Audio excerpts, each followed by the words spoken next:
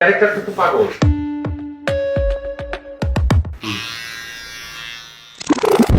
এই জিনিসটা আমি ঘুমের মধ্যে স্বপ্ন দেখি, এটা আমার জীবনে একটা আতঙ্ক। এটা প্রচন্ড গরম একটা জিনিস এবং এটার অসংখ্য ছ্যাঁকা আমি এবং আমার মেকআপের সুমন যথেষ্ট ছ্যাঁকা খেয়েছে। দর্শক মন্ডলী, নূরের চুল দেখে নিন শেষবারের মতো। আমরা এখন নূরের চুল কেটে ফেলবো। Roll camera, rolling, action.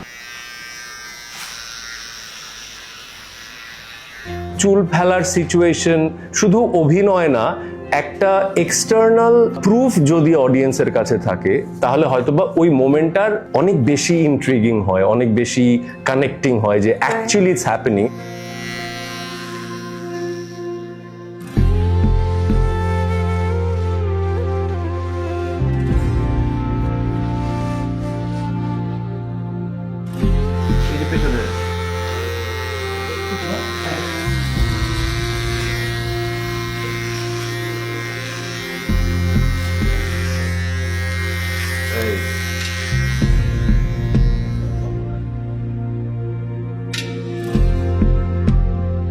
আমার এখনো মনে আছে আমাদের ডিরেক্টর রাফি জিজ্ঞেস করেছিল, ভাই এটা আমরা প্রস্থেটিক বা আমরা এটা এরকম করে মেকআপ দিয়ে আমরা ওই মুহূর্তের যে সিচুয়েশন সেটাকে এস্টাবলিশ করে ফেলবো, এরপর আপনি কাজ করবেন কিভাবে, অন্য শুটিং করবেন কিভাবে যদি অ্যাকচুয়ালি এরকম কিছু করা হয়।